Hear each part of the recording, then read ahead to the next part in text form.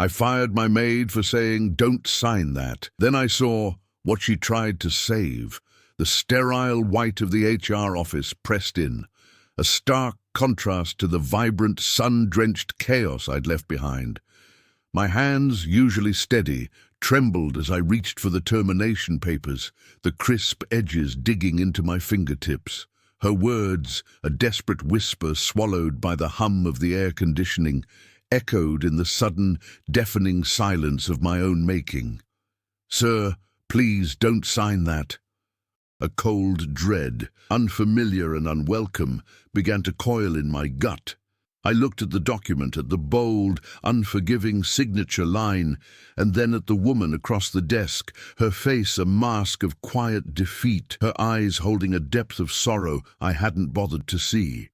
It was in that moment, under the unforgiving glare of fluorescent lights, that the first crack appeared in the edifice of my certainty. My world, until that afternoon, had been a meticulously ordered one. A world where efficiency was king and sentiment was a luxury I couldn't afford. Maria had been my housekeeper for 3 years, reliable, quiet, efficient.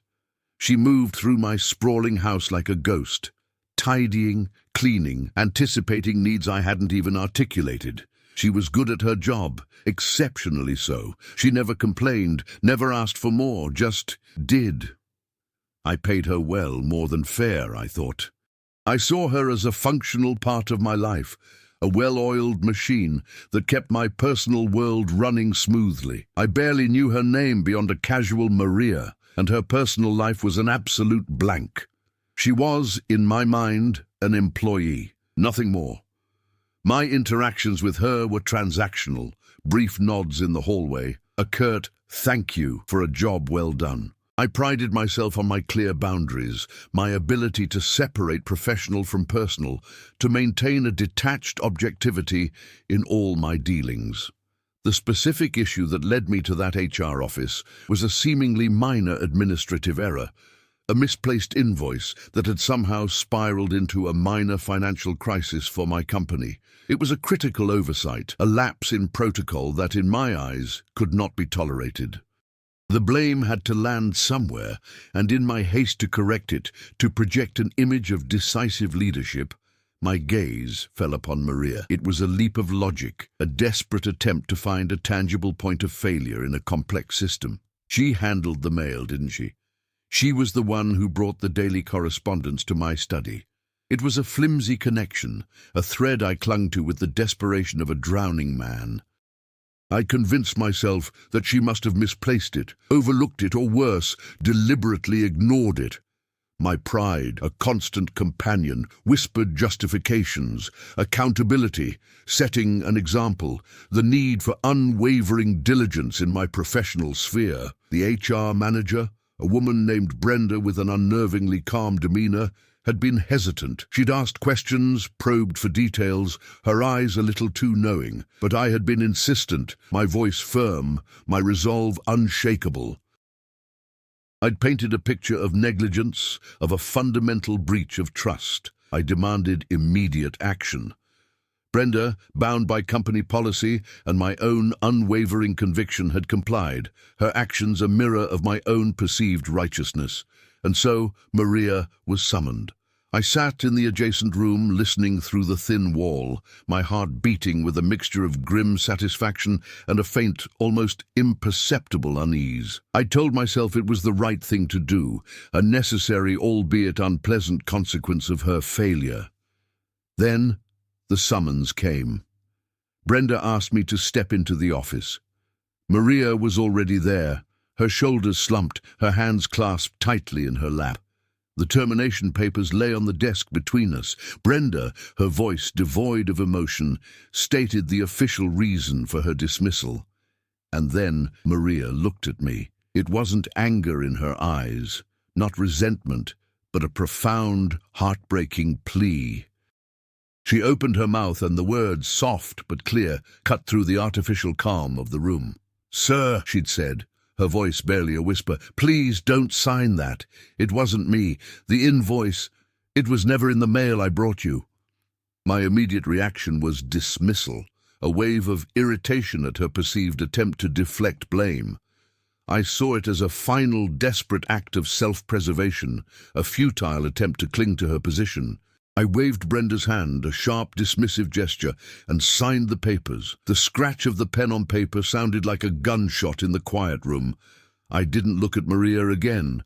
I walked out, the weight of my decision feeling righteous, justified, and utterly final. But that feeling was already starting to fray at the edges like old cloth.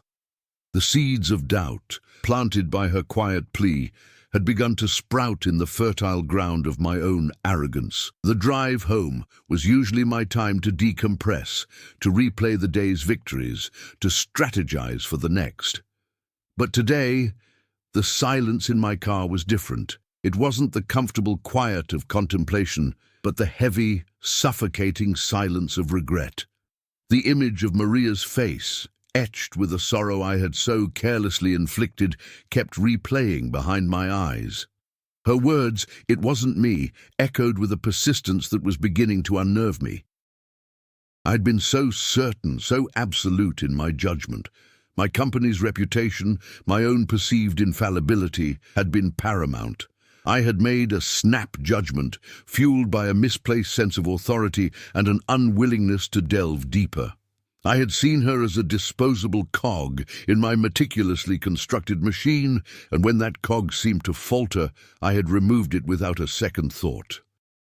The concept of due diligence, of seeking corroborating evidence, had vanished in the face of my own conviction. I had been so blinded by my own importance, my own need to be right, that I had failed to see the human being in front of me. The invoice, I now realized with a sickening lurch, had been sent directly to my personal email address by the vendor, a new system they had implemented that week. A system I hadn't even registered. Maria had no access to my personal email. The entire premise of her dismissal was, in that instant, a complete fabrication of my own biased perception. The weight of that realization was crushing. I had wronged her, deeply and unequivocally, and the knowledge settled upon me like a shroud. I pulled over to the side of the road, the engine idling, the world outside a blur of indifferent trees and passing cars. The sun, which had seemed so bright and promising when I left for work, now cast long, accusatory shadows. I gripped the steering wheel, my knuckles white, my breath coming in short, ragged gasps. This wasn't just a mistake, it was a betrayal of my own principles, a stark illustration of how easily power could corrupt, how quickly arrogance could blind one to the truth. I had prided myself on fairness, on integrity, yet here I was, the architect of an injustice, all because I had been too proud, too impatient, too unwilling to admit that I might not have all the answers. The carefully constructed walls of my self-assurance began to crumble, revealing the fragile, flawed man beneath. The silence of the car was no longer just empty. It was filled with the echo of my own wrongness, a deafening testament to my failure. The journey back to my house felt like an eternity, each mile a further descent into the pit of my own shame. The grand facade of my success, the meticulously curated image of control and competence, felt like a hollow shell. I had built my life on a foundation of perceived infallibility, and now that foundation was cracking under the weight of a single ill-conceived decision.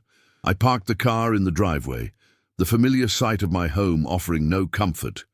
It felt alien, a stage set for a drama I no longer recognized. The meticulously organized rooms, the expensive art on the walls, the quiet hum of technological efficiency, it all felt like a mockery of the truth I had so brutally ignored.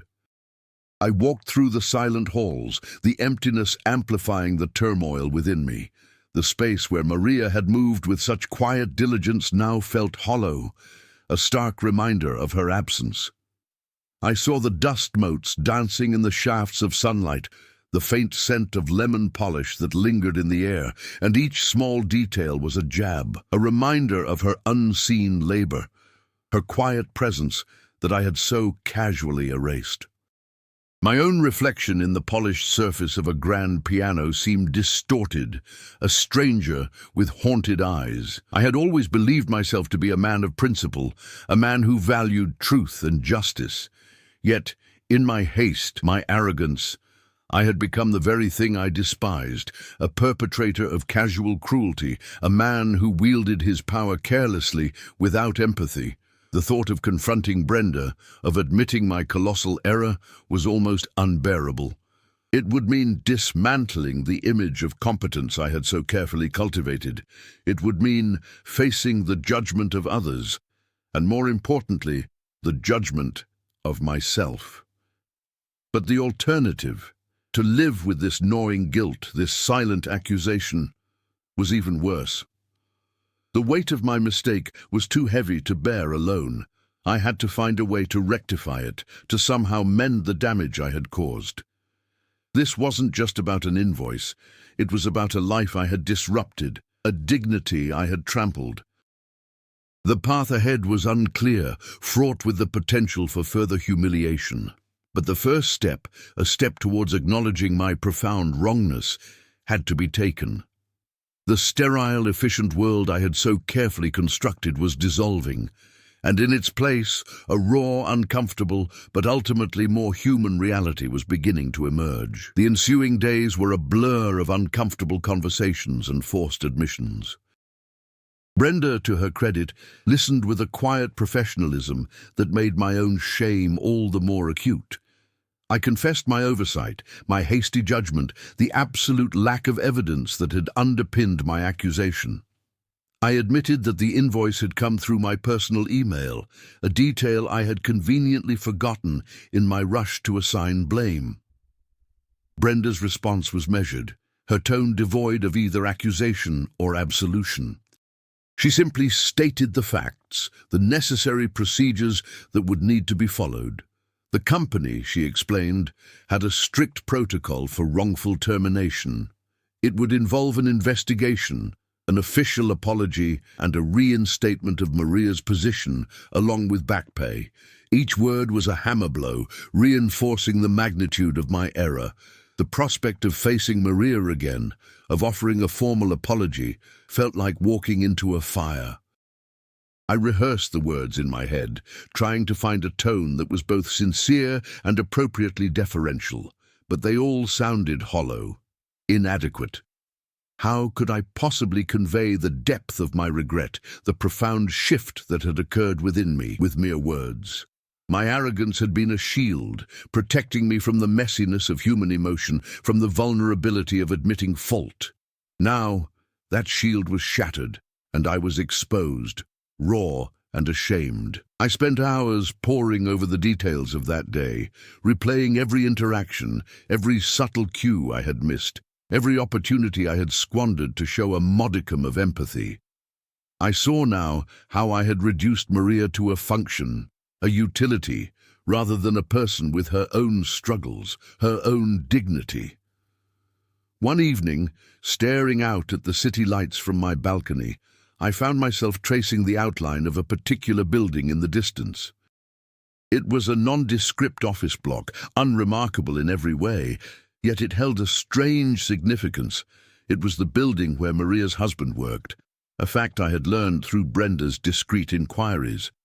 He was a security guard, working late shifts. The thought of her being alone, worrying about finances, about her job, about my baseless accusations, filled me with a fresh wave of remorse. I imagined her quiet strength, her resilience in the face of such an unfair blow, and it humbled me. My own anxieties about my reputation seemed petty and insignificant in comparison. The HR investigation proceeded, a slow, agonizing process. I cooperated fully, providing every detail, every admission, with a grim determination to see it through. I needed to make amends, however inadequate they might be. The company, sensing the potential for a significant legal issue, moved with uncharacteristic speed. Brenda informed me that Maria had been contacted. She had been asked if she wished to return and if she would accept a formal apology. There was a pregnant pause before Brenda delivered her response. Maria had agreed to return, and she would accept the apology. A wave of relief, so potent it almost buckled my knees, washed over me. It wasn't forgiveness, not yet, but it was an opening, a sliver of light in the darkness I had created. The day of Maria's return was overcast, the sky mirroring the somber mood that had settled over my household. I had cleared my schedule, ensuring I was home. I stood by the front door, my heart pounding, rehearsing my apology for the 100th time. When Brenda arrived with Maria, the air crackled with a tension that was almost palpable. Maria looked different. The defeated slump was gone, replaced by a quiet dignity. Her eyes, though still holding a hint of sadness, met mine directly. There was no animosity, no outward display of anger, just a profound weariness. Brenda ushered us into the study, the scene of my initial transgression. The same desk, the same imposing silence. I gestured for Maria to sit, my hand trembling slightly. Brenda remained by the door, a silent witness. I took a deep breath, the words finally flowing, not as a practiced speech, but as a raw, unvarnished outpouring of my shame. I spoke of my arrogance, my blindness, my failure to see her as a person. I explained the administrative error, my desperate need to assign blame, and my regret for the pain I had caused. I didn't make excuses. I simply laid bare my fault. I looked at her, searching her face for any sign of acceptance, any flicker of understanding. Her expression remained unreadable for a long moment, and the silence stretched, taut and heavy. Then slowly she nodded. It was a small, almost imperceptible movement, but it felt like an earthquake. She didn't offer words of absolution, no grand pronouncements of forgiveness. Instead, her gaze softened, and for the first time, I saw a glimmer of something akin to understanding. It was not an erasure of the hurt, but an acknowledgement of my sincerity, a quiet recognition of the difficult truth I had finally confronted. The resolution wasn't in her forgiveness, but in my willingness to finally see, to finally acknowledge the profound wrong I had committed. The air in the room seemed to shift, the oppressive weight beginning to lift, replaced by a fragile, nascent hope. The days that followed were a study in quiet rebuilding. Maria returned to her duties and I to mine, but the dynamic between us was irrevocably altered. I no longer saw her as a function, but as a human being deserving of respect and consideration. My interactions with her became more mindful, more present. I offered her a genuine smile, asked about her day, listened when she spoke. I learned that her husband had been worried sick, that the sudden loss of income had nearly pushed them to the brink. I learned about her daughter's upcoming graduation, a milestone I had almost prevented her from celebrating with her family. Each piece of information was a further testament to my failure and a powerful motivator to do better. I began to notice things I had previously overlooked. The way the morning sun caught the dust motes in the atrium, transforming them into a shower of golden light. The subtle scent of lavender that Maria always used in the guest rooms, a fragrance that now evoked a sense of peace rather than mere cleanliness. The quiet rhythm of her work, a testament to her dedication, not just her efficiency. I started to actively seek out opportunities to express my gratitude, not just with words, but with small gestures of consideration. I ensured her work hours were flexible when needed, that she had adequate breaks, that her personal space was respected. It was a conscious effort, a daily practice of mindfulness, a constant recalibration of my perspective. The company, after a formal internal review, implemented new training protocols on bias and fair judgment, a direct result of my mistake. I was asked to participate, to share my experience as a cautionary tale. It was a humbling and deeply uncomfortable task, but I did it. Standing before my colleagues, recounting the story of my arrogance and its consequences, felt like a necessary penance. It was a public acknowledgement of my fallibility, a stark reminder that even in positions of authority, empathy and careful consideration must always prevail. The fear of judgment was still present, but it was overshadowed by a stronger desire to prevent others from making similar mistakes. I also made a significant contribution to a local community centre, one that Maria's husband volunteered at, anonymously. It was a tangible way to offer support, to contribute to the well-being of a family I had so carelessly endangered. It wasn't about seeking redemption or absolution, but about taking responsibility, about actively working to repair the harm I had caused. It was about understanding that true strength lies not in never faltering, but in acknowledging one's mistakes and striving to make amends, however imperfectly. The scars of my error remained, a permanent reminder of the day I learned the true cost of unchecked pride. The grandiosity of my previous life, the relentless pursuit of success and control, began to feel hollow. I started to question the metrics by which I had measured my worth, realizing that true fulfillment lay not in external validation, but in the quality of my relationships and the integrity of my actions. I found myself seeking out quieter moments, appreciating the simple beauty of the everyday. The world, once a stage for my ambition, became a place of connection, of shared humanity. The harsh glare of my past self had been replaced by a softer, more compassionate gaze, one that recognized the inherent value in every individual.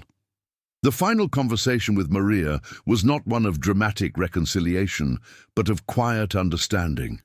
She still worked for me, her presence a constant reminder of my past error and my ongoing commitment to growth.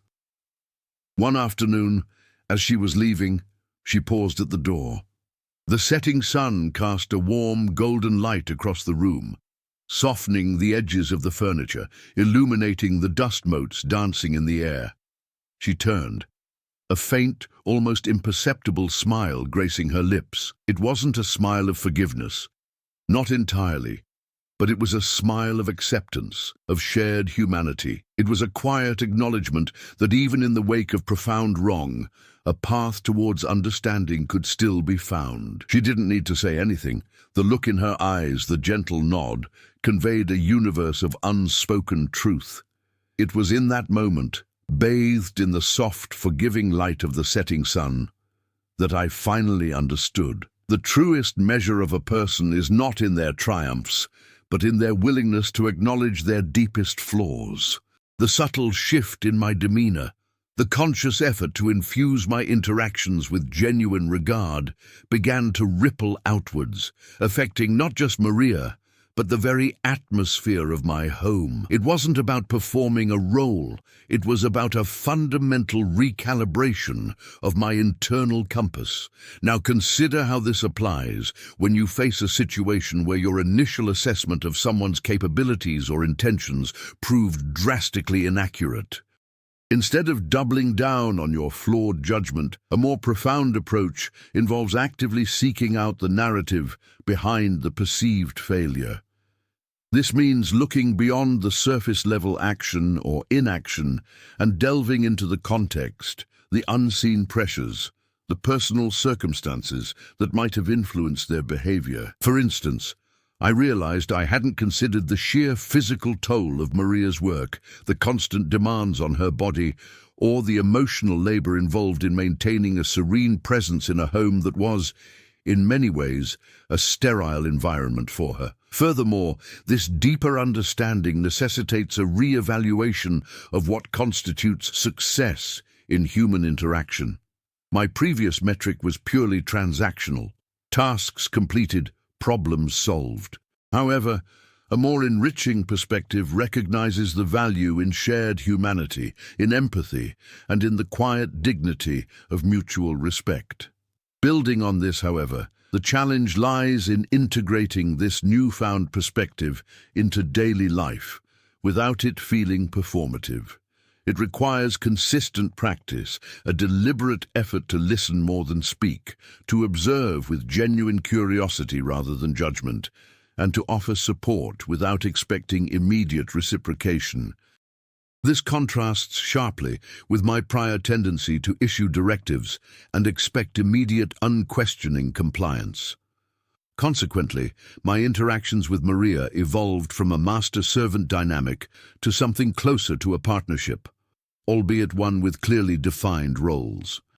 I began to notice the small things she did that went above and beyond her explicit duties, the way she'd arrange flowers in a particular vase that I favored, or the extra care she took in polishing the silver before a rare occasion. These weren't acts of obligation, but rather expressions of her own pride in her work, her own desire to contribute positively to the environment she maintained.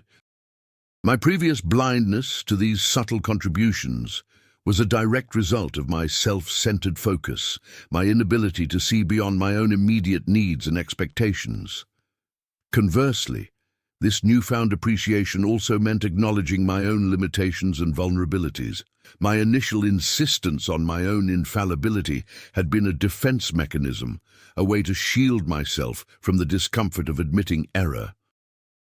By embracing the reality of my mistake, I opened myself up to a more authentic form of leadership, one that was rooted in humility rather than ego.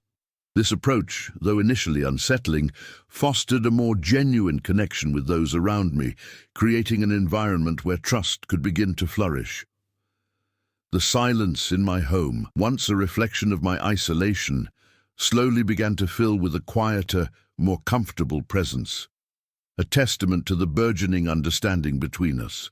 Another crucial layer is the recognition that true growth often stems from confronting uncomfortable truths about ourselves. My dismissal of Maria was not merely an administrative error, it was a symptom of a deeper arrogance, a belief that I was somehow insulated from the consequences of my actions. The subsequent process of introspection and apology, while painful, was ultimately liberating. It freed me from the burden of maintaining a false facade of perfection and allowed me to engage with the world and with others from a place of greater authenticity. The universe, it seemed, had provided a stark but necessary lesson, delivered through the quiet dignity of a woman I had so profoundly underestimated. The aftermath of my apology to Maria and her subsequent return wasn't an immediate return to normalcy. Instead, it ushered in a period of profound introspection, a continuous sifting through the layers of my own past conduct. Now, consider how this applies when you encounter situations where your initial judgment of an individual's competence or character was based on a superficial understanding. The impulse, as I discovered, is often to reinforce that initial flawed assessment, to find evidence that confirms your bias rather than challenging it. My own experience with Maria underscored the danger of this confirmation bias. I had actively sought out reasons to justify her dismissal, overlooking any evidence to the contrary. Building on this, however, the path forward requires a deliberate dismantling of those ingrained assumptions. It means actively seeking out counter-narratives, looking for the unseen factors that might have shaped an individual's actions. For Maria, this involved recognizing that her quiet efficiency wasn't a sign of subservience, but a professional dedication that I had failed to appreciate. I had interpreted her lack of assertiveness as a deficiency, rather than understanding it as a personal demeanor or a cultural nuance I was too self-absorbed to perceive. This deeper exploration of her character revealed a quiet strength and resilience I had completely missed. Consequently, the nature of my interactions shifted from one of veiled supervision to one of genuine collaboration. I started to understand that true productivity wasn't solely about output, but about fostering an environment where individuals felt valued and respected. This involved a conscious effort to solicit Maria's input on matters related to her role, not as a perfunctory gesture, but with a sincere interest in her perspective. I learned that her observations about the household's daily flow, the subtle inefficiencies I had never noticed, were invaluable. For example, she once suggested a minor reorganization of the pantry that not only saved space, but also made it easier for me to locate items, a suggestion born from her intimate knowledge of the routines she managed. Conversely, the challenge became integrating this newfound empathy into my professional dealings beyond the domestic sphere. My business dealings, previously characterized by a sharp, results-oriented approach, began to incorporate a more humanistic element. I found myself pausing before making swift decisions that might negatively impact employees, taking the time to understand their circumstances. This wasn't about compromising standards, but about recognizing that people are not interchangeable parts. They are individuals with complex lives, and their performance is often a reflection of factors far beyond the immediate task. This shift meant actively questioning my own assumptions, particularly when dealing with individuals who approach tasks or communication differently than I did. Another crucial layer is the understanding that genuine amends extend beyond a simple apology. It involves a sustained commitment to behavioral change, a continuous effort to rectify past wrongs through consistent, positive actions. My contribution to the community center, for instance, was a tangible act of restitution, an attempt to counterbalance the disruption I had caused. It was a recognition that words, however sincere, are insufficient without accompanying actions that demonstrate a lasting commitment to growth and responsibility. This principle extends to any situation where a past misjudgment has had tangible consequences. The repair process is ongoing, requiring constant vigilance and a willingness to adapt. The quiet acknowledgement from Maria, that subtle nod, wasn't the end of the journey, but a validation of the initial steps taken, a sign that the effort towards genuine understanding was being recognized. The subsequent months saw a profound recalibration of my personal and professional interactions. It wasn't just about amending my behavior towards Maria, it was about fundamentally re-examining the lens through which I perceived the world and the people within it. Now consider how this applies when you find yourself in a position of authority, prone to making swift judgments based on incomplete information. My previous inclination was to identify a problem and immediately assign blame, a reactive approach that fostered an atmosphere of fear rather than collaboration. This habit stemmed from a deeply ingrained belief that efficiency was paramount, and any deviation from the established protocol was a personal failing. Building on this, however, the transformative shift involved cultivating a more proactive stance. Instead of waiting for an error to occur, I began to implement systems that encouraged open communication and preemptive problem-solving. This meant creating formal channels for feedback, not just from subordinates, but also from individuals in roles I had previously considered peripheral, like Maria. Her insights into the practical management of my household, for instance, became invaluable. She pointed out inefficiencies in supply chain management for household goods, how ordering certain items in bulk from a specific supplier, even if it meant a slightly higher unit cost, ultimately saved time and money due to reduced delivery frequency and fewer administrative tasks. This was a perspective I, focused on headline figures, had entirely missed. Consequently, my business dealings began to incorporate a similar ethos of proactive engagement. I started initiating regular check-ins with my team leads, not to scrutinize their progress, but to understand their challenges and offer support. This fostered a sense of shared responsibility where potential issues could be addressed before they escalated into crises. It was about fostering an environment where admitting difficulty or uncertainty wasn't seen as weakness, but as an opportunity for collective problem-solving. This contrasted sharply with my earlier approach, where any perceived struggle was often interpreted as a sign of incompetence, leading to a culture of silence and apprehension. This understanding has not erased the memory of my error, nor has it granted me absolution. Instead, it has become a quiet, constant companion, a gentle nudge towards a more mindful existence. It's in the way I now pause before speaking, allowing a moment for consideration, for listening, for truly seeing the person before me.